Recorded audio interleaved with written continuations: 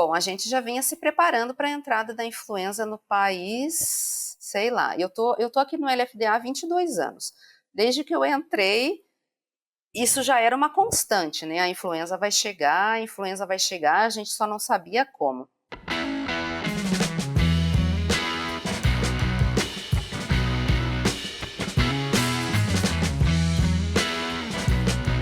Olá, pessoal. Obrigada por estarem acompanhando mais uma vez o Aviário Podcast. Bem-vindos, bem-vindas. Eu sou Catarina Stefanello.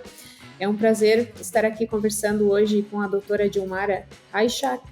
A doutora Dilmara é médica veterinária e mestre em ciências veterinárias pela URGS. Ela é doutora em epidemiologia experimental aplicada a zoonoses pela USP e atualmente é auditora fiscal federal agropecuária do MAPA e também responsável técnica substituta, pelo Laboratório de Diagnóstico e Identificação Genética Animal, do Laboratório Federal de Defesa Agropecuária, o LFDA, em São Paulo. Muito prazer, doutora Dilmara, Obrigada por aceitar o nosso convite, pela disponibilidade de participar dessa conversa comigo hoje. Obrigada, Catarina. Eu que agradeço o convite de vocês. É um prazer estar aqui no Aviário hoje. E estamos aí para responder tuas perguntas, sanar curiosidades, o que a gente puder ajudar, tá bom? Bom, você trabalha numa área tão importante, para a nossa avicultura, E nós já gravamos alguns podcasts, assim, alguns episódios em que nós recebemos pessoas especificamente para falar sobre influenza aviária, dada a grande importância desse tópico, E você também é uma das pessoas que trabalha especificamente com isso, mais ligada à parte laboratorial. Podemos começar talvez com atualizações, Como é que está o cenário em relação às amostras, para mostrar justamente a importância dessas análises que são feitas, dessas monitorias, O público que nos acompanha aqui, ele é bem diverso, E ele gosta sempre de se manter atualizado. Então, nada melhor do que a gente se atualizar agora. Uhum. Bom, Catarina, a influenza entrou efetivamente no país em maio, do ano passado. O primeiro foco foi detectado ali pelo dia entre 12 e 15 de maio, e desde então o número de ocorrências, ou seja, de investigações feitas pelo MAPA, aumentou muito, E só para o pessoal que assiste o podcast entender, todas essas investigações, ou seja, suspeitas de influenza aviária, que são atendidas pelo serviço oficial, veterinário oficial, elas vêm para o LFDA São Paulo, que é o Laboratório de Referência Nacional para o Diagnóstico da Influenza no Brasil. Só para vocês terem uma ideia, antes da influenza efetivamente ser detectada no território nacional, nós recebíamos amostras de, no máximo, 100 investigações por ano, Estourando 100 investigações por ano. Em 2023, vou trazer um outro dado para vocês, foram quase 700 ocorrências atendidas. Então, assim, a gente está trabalhando no laboratório com uma quantidade de amostras 7 vezes superior à que a gente costumava receber na rotina até a chegada da influenza, Isso dá aí por ano quase 10 mil amostras analisadas, Porque cada ocorrência dessas gera um determinado número de amostras. E a partir daí, de todos os ensaios que a gente faz, vocês conseguem acompanhar no painel do mapa, que está disponível online, quantos focos já foram detectados. A gente está hoje com 160 focos de influenza aviária de alta patogenicidade, causada pelo subtipo H5N1 do vírus, E temos quase que diariamente novas investigações em andamento. Mas não é só isso que o MAPA e o LFDA estão fazendo para a influenza aviária, Isso que eu falei para vocês é muito específico, é o que a gente chama da vigilância passiva, ou seja, o atendimento a um caso suspeito, mas a gente também faz uma vigilância ativa, O Serviço Veterinário Oficial, ele vai atrás. Isso é feito de forma coordenada, com um delineamento experimental.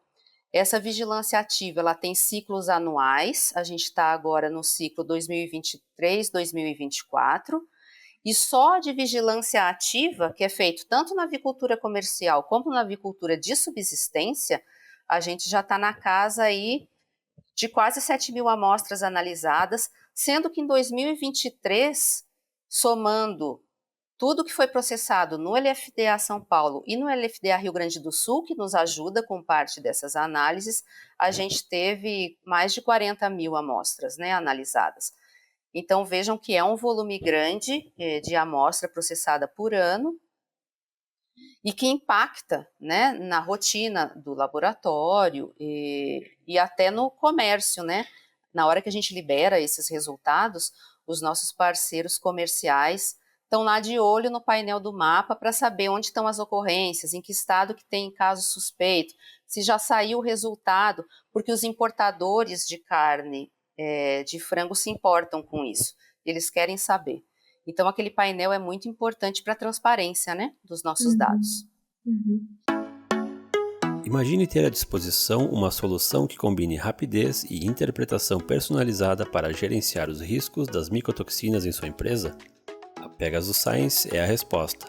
Realizamos a quantificação em tempo real das principais micotoxinas, promovendo decisões mais assertivas, resultando em um gerenciamento macroeconômico e sustentável. Eu quero aproveitar para parabenizar o trabalho de vocês, né? Esse trabalho intenso que vocês sempre fizeram, né? Mas que especialmente agora, né? Vocês têm se dedicado ainda mais, né? Eu vi que você está com a camiseta ali do LFDA, né? Eu acho que para conceituar também, eu queria pedir para você contar um pouco qual que é o papel, né, o trabalho do LFDA São Paulo, né, como referência também na Organização Mundial da Saúde, né, o que vocês têm, Sim. no que vocês têm trabalhado. Ok.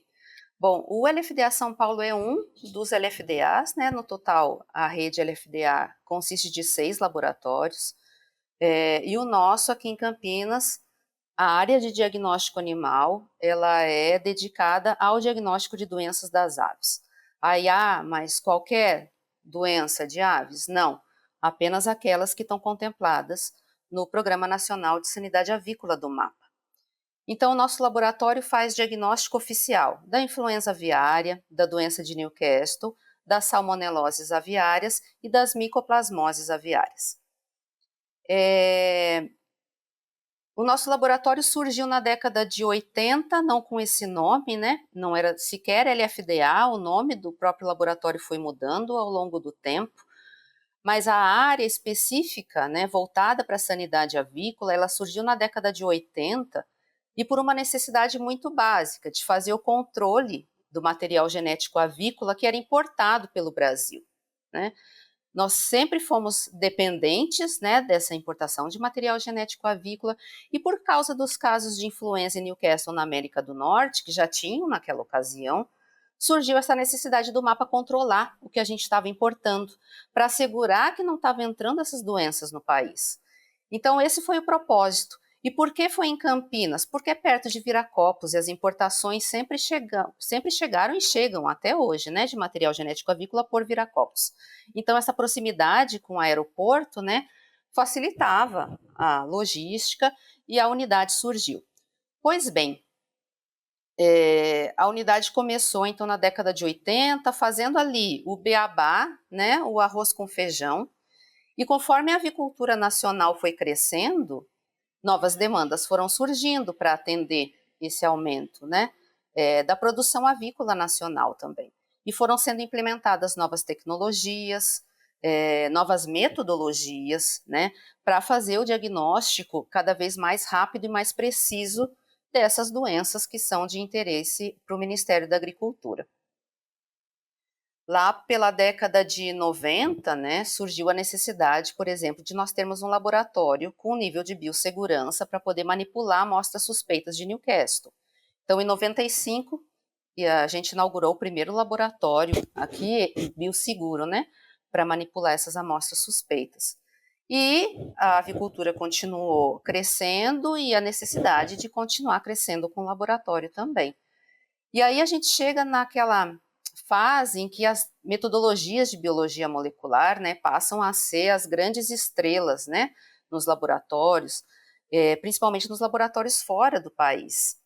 E claro que veio uma cobrança, né, principalmente da iniciativa privada, para que o LFDA se adequasse a isso, porque as metodologias que nós usávamos na época, tanto para detecção de vírus quanto de bactéria, eram as metodologias convencionais de laboratório, né? O isolamento em ovo para vírus, o isolamento em meio de cultura para bactéria, né? E aí nós começamos, então, o MAPA começou um investimento, né, para que essas metodologias de biologia molecular fossem implementadas aqui no laboratório. Isso é claro que levou um tempo, né? No serviço público tudo é mais devagar do que na iniciativa privada, né? A gente precisa de recurso público para fazer isso, precisa capacitar o pessoal. Então, em 2008, nós efetivamente entramos na era da biologia molecular, né? Para o diagnóstico das enfermidades de controle oficial aqui no LFDA São Paulo. A partir daí, só para vocês terem uma ideia, né? Um diagnóstico de doença de Newcastle que podia demorar até 3 semanas, passou a ser dado em 7 dias, né? Então, isso trouxe um ganho para os colegas da defesa sanitária animal, né? Antes eles precisavam ficar esperando, imagina, 3 semanas para ter um diagnóstico confirmatório de Newcastle, enquanto a granja estava lá interditada, né, não podendo ser liberada, e a partir desse momento começou a tudo ir muito mais rápido. Hoje em dia, por exemplo, com a influenza, a gente dá esse resultado em 24 horas. Então, de 2008 para cá, também a gente deu um salto, né, evoluiu bastante, e isso é importantíssimo para a defesa agropecuária, ter essa resposta rápida do laboratório para que as ações de campo possam ser tomadas rapidamente também. E aí, no meio disso tudo, Catarina, da gente ir implementando mais e mais metodologias e o laboratório crescendo para atender essa demanda da própria avicultura nacional, surgiu uma necessidade regional de ter um laboratório de referência que não fosse na América do Norte e nem na Europa, né, que é onde estavam localizados os laboratórios de referência da OMSA, né, ou Organização Mundial de Saúde Animal. Em 2006, pela primeira vez, o MAPA submeteu à Organização Mundial de Saúde Animal, a antiga OIE, a candidatura do nosso laboratório aqui em Campinas como laboratório de referência. Essa candidatura ocorreu num encontro de laboratórios de referência que aconteceu em Santa Catarina, em Florianópolis, que foi o primeiro organizado pela OMSA, específico para laboratórios de referência. E lá, o MAPA, então, nos apresentou para a OMSA, né, para a OIE na época, e disse assim, queremos ser referência. Foi um evento, né, todo mundo aguardando ansiosamente, e a OIE, na época, retornou para a gente o seguinte, olha, a gente reconhece a capacidade técnica de vocês, a expertise dos profissionais, mas vocês têm umas coisinhas para melhorar antes de serem referência. Vocês precisam ter o diagnóstico molecular completamente implementado, precisam ter uma melhor estrutura de biossegurança, precisam ter maior interação internacional, precisam ser conhecidos internacionalmente, né? E depois que vocês fizerem essa lição de casa, aí a gente revê essa candidatura de vocês. E foi lá também que a própria OMSA sugeriu que nós fizéssemos uma parceria com um laboratório de referência, um laboratório já instituído, né? E nós fizemos tudo isso, né? Começamos um programa de twinning, ou agemilamento, com o laboratório americano, que já é referência para a OMSA há muitos anos, e começamos a implantar a biologia molecular, começamos a conceber o projeto do nosso novo laboratório, que está aqui hoje de pé funcionando, com um NB3 super moderno, que não deixa nada a desejar para nenhum laboratório do mundo, e aumentamos a nossa interação internacional. Né? E como que foi isso? Como eu falei lá no início, os países da região sempre sentiram necessidade de ter um laboratório de referência, né? Quando nos reuníamos em alguns eventos e tal, esse assunto sempre vinha à tona. Por que a gente não tem um laboratório de referência na região? Quem gostaria de ser laboratório de referência na região, né? E é um assunto delicado, porque ser laboratório de referência traz consigo muitas atribuições. E todo mundo que é técnico de laboratório sabe da dificuldade que seria manter um laboratório de referência, né, aqui na região, em qualquer dos nossos países? Pois bem, em 2014 a gente fez uma reunião aqui no LFDA de São Paulo, reunimos todos os países, junto com uma representante do NVSL, o Laboratório de Referência Americano. Foi uma iniciativa apoiada também pela BPA na época, né, o BABEF, e nós fundamos então a Rede Sul-Americana de Diagnóstico de Influenza em Newcastle.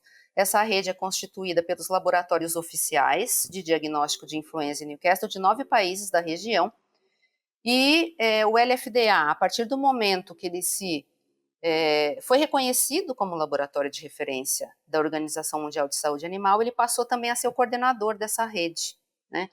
Então, veja que hoje nós temos muitas atribuições, né? Se nós formos ver aquele laboratório lá da década de 80, que começou para atender uma demanda muito pontual de importação de material genético avícola, né? Ao longo de todos esses anos, nós tivemos que implementar várias metodologias. Nós somos laboratório coordenador de uma rede sul-americana de laboratórios. Fomos reconhecidos como laboratório de referência da OIE em 2016, então temos aí quase 8 anos já desse reconhecimento, né? E seguimos atendendo todas as demandas do mapa, né? E mais do que isso, não só atendendo, como implantando procedimentos e metodologias para que esse atendimento seja cada vez mais rápido, que a detecção das doenças seja precoce, com metodologias sensíveis, específicas, né? Então, assim, ao longo desses mais de 30 anos, né, o laboratório cresceu muito, né? E são coisas que realmente as pessoas, às vezes, de fora não conseguem acompanhar ou desconhecem completamente, né, Catarina? Do tanto que o diagnóstico evoluiu dentro do mapa. Que história bonita, né? Depois eu vou querer entrar nessa parte ali de diagnóstico e de técnicas, mas Sim. antes eu queria perguntar, assim, e, na verdade, pedir para você contar para nós como é que foi a chegada dos primeiros casos, né? A detecção e também as demandas, né? Que o laboratório tem tido, né? Atualmente. Uhum. Bom, a gente já vinha se preparando para a entrada da influenza no país, sei lá. Eu tô aqui no LFDA há 22 anos. Desde que eu entrei, isso já era uma constante, né? A influenza vai chegar, a gente só não sabia como. Foi no dia 19 de outubro de 2022 que ela efetivamente entrou na região, na Colômbia, né? E foi uma situação curiosa, porque nós, da Resúdia, né, da rede, estávamos reunidos nesse dia, numa reunião lá em Buenos Aires, uma reunião anual. E foi o dia que a influenza chegou, nenhum de nós vai esquecer, é óbvio, né? Porque começaram rumores nessa reunião, né? Ah, viram, tem influenza na Colômbia e tal. E ninguém acreditava, porque naquele momento era um rumor. Será que é verdade ou não, né? Foi todo mundo para as redes sociais, para o Google, procurar se era verdade. Mas aí o próprio colega da Colômbia que estava lá conosco, uma hora ele reuniu todo mundo e falou. E aí, a partir desse momento, Catarina, nossa vida mudou consideravelmente. Assim. A gente passou do momento de calmaria para tormenta, né? Rapidamente, assim. E por quê? Como eu falei para vocês, nós somos laboratório de referência da Organização Mundial de Saúde Animal. É de praxe que laboratórios que não são de referência mundial, né, encaminhem suas amostras positivas para um laboratório de referência da OIE para serem confirmados. E foi justamente isso que aconteceu com o primeiro caso da Colômbia. Os colegas do Laboratório de Referência Nacional, lá em Bogotá, diagnosticaram o caso, fizeram os ensaios preliminares e enviaram essas amostras aqui para que a gente confirmasse o resultado deles. A partir daí, nós já começamos a nos deparar com uma situação ao qual não estávamos acostumados, porque como a gente não tinha influenza na região, foi a primeira vez que a gente foi demandado para confirmar, né, fazer uma confirmação internacional. Mas isso nos trouxe muito aprendizado também. porque a gente tinha que dar uma resposta rápida para eles, né? Porque afinal mandaram para o laboratório de referência e vem cá, a gente quer saber, é mesmo um H5? Qual é o N? É de alta ou baixa patogenicidade? A gente quer que vocês nos digam. Então a gente precisou correr atrás, num curto espaço de tempo, de melhoria, né, das nossas metodologias para conseguir dar esse retorno aos demais países. E a partir daí também começaram a incrementar as amostras de ocorrências aqui no Brasil. Porque, claro, nas fronteiras se intensificou a vigilância, qualquer ave que aparecesse doente já era uma suspeita de influenza aviária. A partir daí, então, já começou um crescente no nosso recebimento de amostras suspeitas e a gente teve que se organizar internamente para atender isso, com turnos de trabalho ao final de semana, né? Como encaixar as amostras dos outros países que são importantes dentro da nossa rotina de trabalho, sendo que ocorrências do Brasil estavam chegando ao mesmo tempo, né? Como fazer isso da melhor maneira possível para que todos tenham a sua resposta num curto prazo. Então, assim, mas foi excelente, porque a gente começou a se preparar já para o pior que viria, que foi quando o primeiro caso foi detectado em maio de 2023, num 30 réis de bando lá do Espírito Santo, né? Como os casos, vou explicar para vocês, como os casos estavam acontecendo no Pacífico, né, para o lado do Pacífico, Bogotá, Colômbia, depois Equador teve também, Bolívia, né, Chile, estava descendo lá. A gente esperava que a gente fosse detectar o primeiro caso lá pelo Rio Grande do Sul, né, que descessem as aves e depois entrasse pelo Atlântico por lá, ou que viesse por dentro do continente, né, e a gente pegasse na fronteira ali com o Brasil. E não foi o que aconteceu. Quando a gente se deparou com aquele resultado positivo do 30 réis do Espírito Santo, em maio, no final de semana, ali de 12 a 15, foi um pega para capar, porque a gente estava se preparando para detectar o primeiro caso, mas a gente sempre fica esperando também que ele não aconteça, né, Catarina? Essa que é a verdade. Enquanto tiver nos outros países, tá bom, mas aqui não. E aí sim que a vida virou de cabeça para baixo, né? Como eu falei para vocês, a gente passou de 100 notificações por ano para quase 700, né? E isso para um laboratório é um aumento surreal, assim, né? Claro que sempre nos falaram, o dia que vocês tiverem influenza, os outros laboratórios, né, que estavam acostumados, o dia que vocês tiverem influenza, vocês vão ver, né, que nada é suficiente. E realmente é verdade. Os equipamentos que a gente tinha já eram poucos, o pessoal que a gente tinha já era pouco, né? Os insumos que a gente tinha já eram poucos, então assim, a gente teve que lançar mão de várias estratégias para utilizar com sabedoria todos os recursos, né? Financeiros, humanos, os nossos equipamentos, para atender essa demanda, né? Mas tudo é aprendizado, né? E até anterior a isso, ao caos da influenza, eu diria que uma escola muito boa que nós tivemos e que eu lembrei agora foi a pandemia do Covid, porque durante a pandemia o nosso laboratório auxiliou o governo de São Paulo, né? Fez parte daquela rede. Então ali já foi um grande aprendizado para o que estaria por vir, sabe?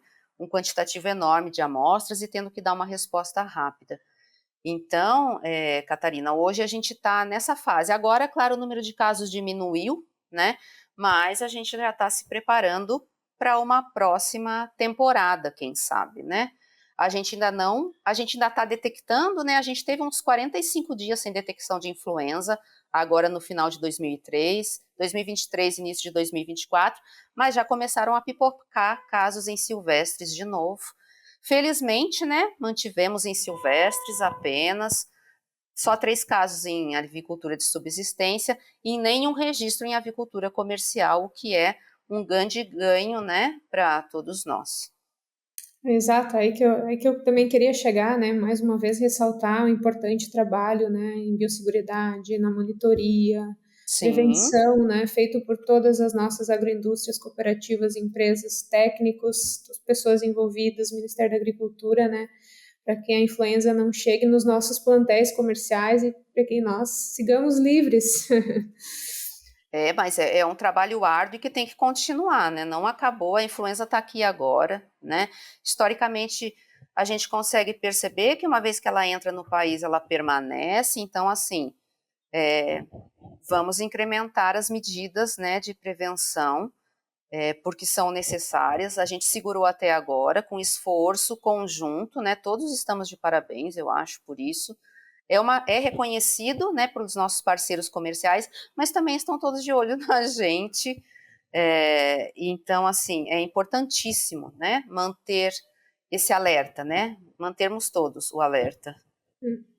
O desafio é grande, né? Sim. Falando um pouquinho, assim, sobre a colheita de amostras, né, eu queria aproveitar a sua presença para perguntar qual que é a importância da colheita de amostras, armazenamento, o que, que deve ser feito, as situações que vocês se deparam, né, como laboratório também. Sim.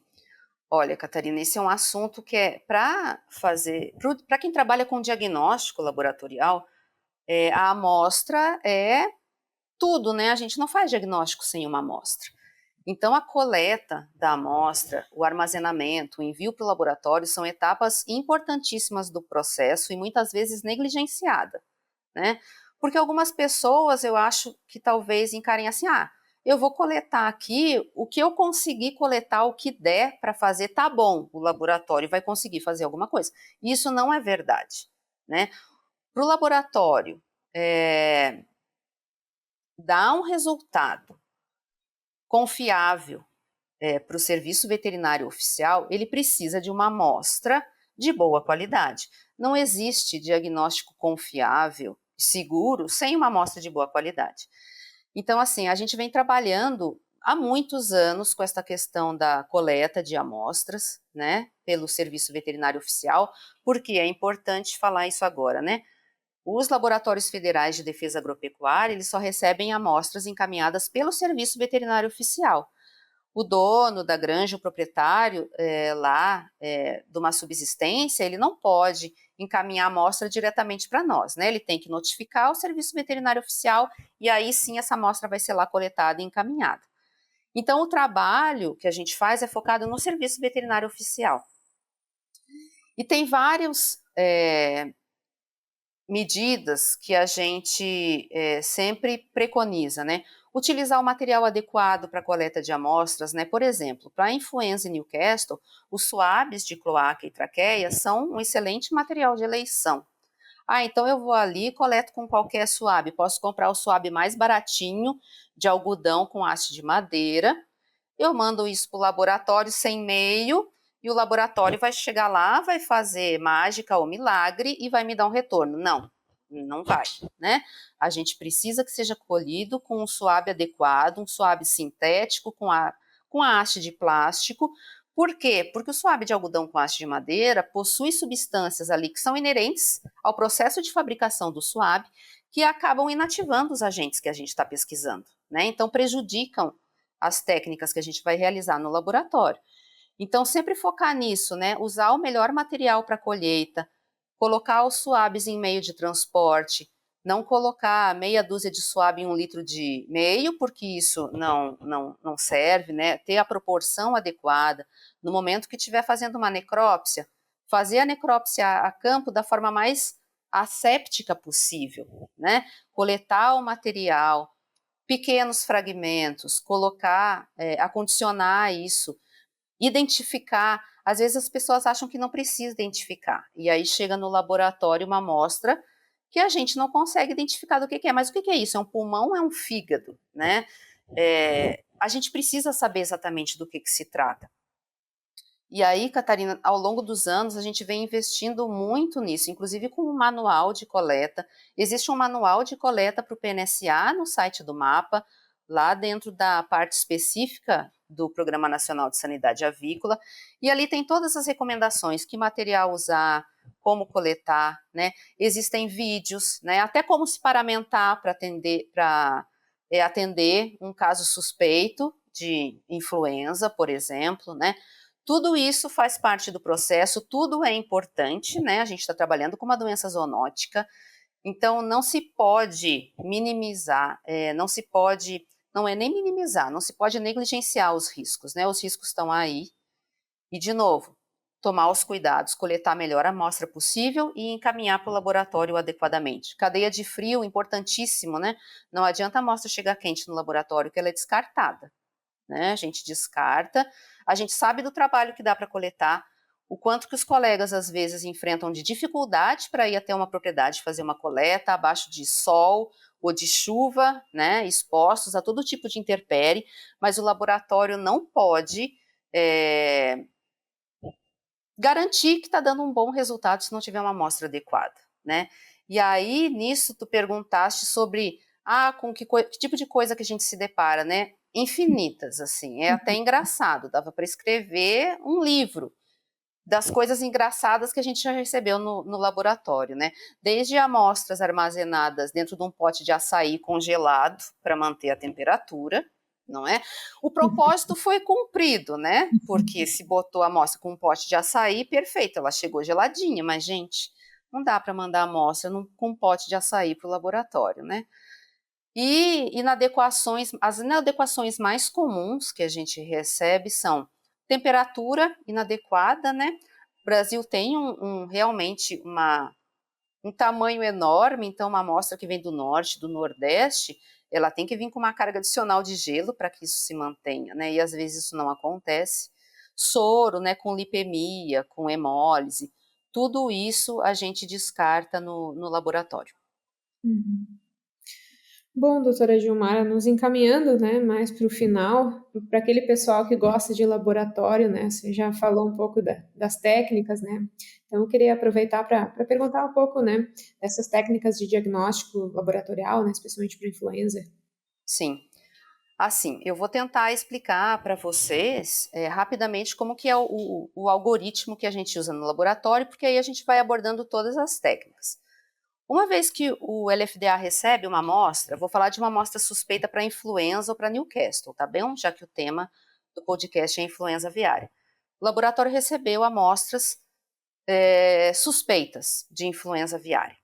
O que a gente vai fazer? Normalmente, essas amostras consistem de fragmentos de tecidos, né? E que tecidos são esses?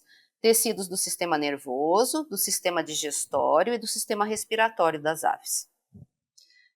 Suaves de cloaca e suaves de traqueia. Isso é o que a gente recebe.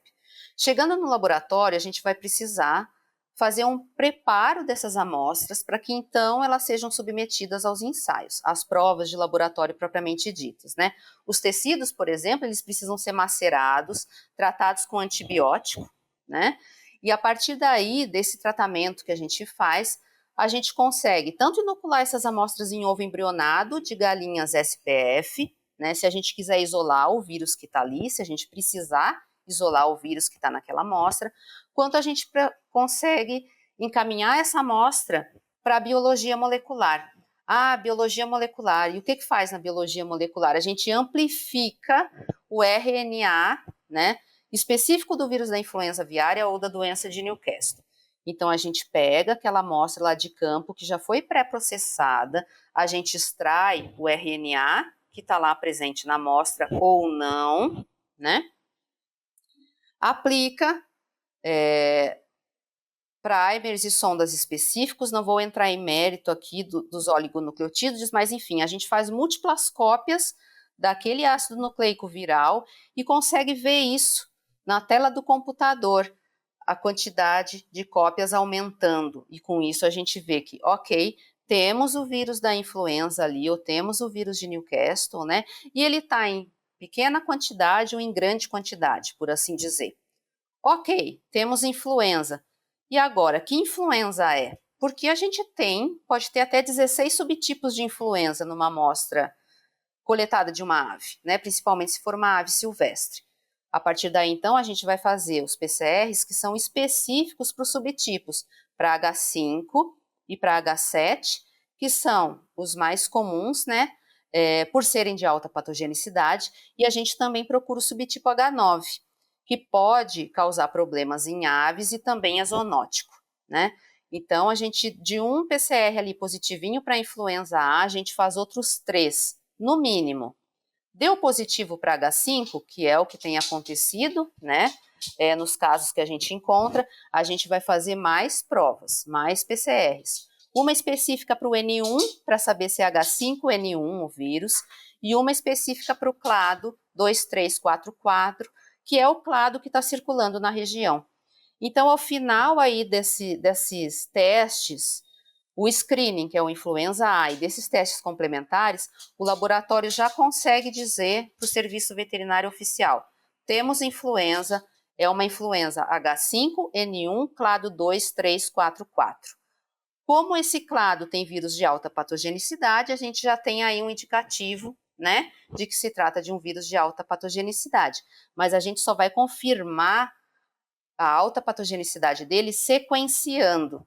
Então, a gente pega lá aquele fragmento de RNA, né, transforma em DNA e sequencia, faz um sequenciamento parcial da hemaglutinina para olhar lá no sítio de clivagem e dizer, ok, tem uma sequência de aminoácidos compatível com o vírus de influenza aviária de alta patogenicidade. Então, vejam quantas etapas tem até a gente chegar nesse finalzinho, né? Que é o que interessa para o Serviço Veterinário Oficial. Só que, paralelamente a isso, a gente também falou da vigilância ativa, né? Na vigilância ativa, muitas vezes a gente não precisa chegar em todo esse detalhamento dos ensaios, né? Há tantos ensaios assim. A gente faz o quê? Um ensaio de pesquisa de anticorpo para dizer essa ave entrou em contato com influenza, sim ou não. É isso. Se ela entrou, a gente faz um teste adicional para tentar descobrir para que hemaglutinina que aquela ave tem anticorpo. Também pode ser de H1 até H16. Então, são 16 testes realizados a partir de uma amostra.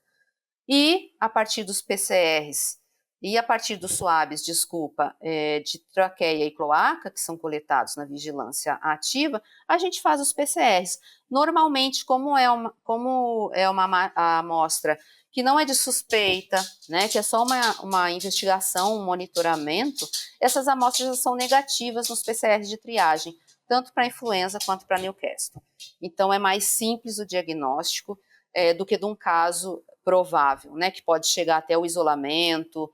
O isolamento, às vezes, a gente tem que fazer mais de uma passagem em ovos embrionados para conseguir isolar o vírus, e a partir desse isolamento a gente tem outros testes para fazer para identificar e caracterizar o vírus que está isolado.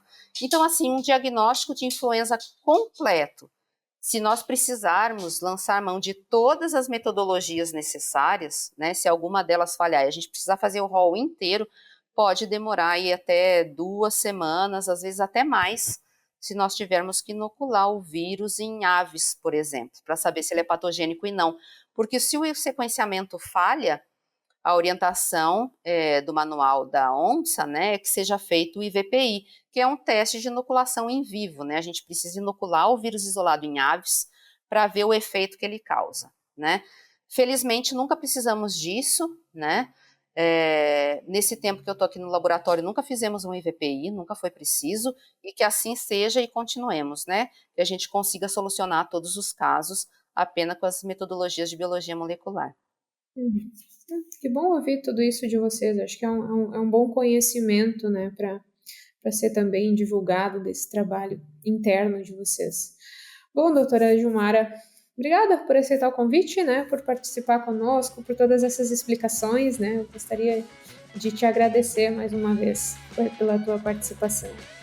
Eu é que agradeço, Catarina, espero que não tenha sido maçante, né, já que é um tema bastante específico e as pessoas podem ficar entediadas, né, mas espero que tenha servido para dar uma ideia do que a gente faz dentro de um laboratório oficial, né, e mais especificamente um laboratório oficial que faz diagnóstico da influenza aqui no país. Com certeza serviu bastante. Eu quero agradecer também as pessoas que nos acompanharam hoje e até uma próxima conversa.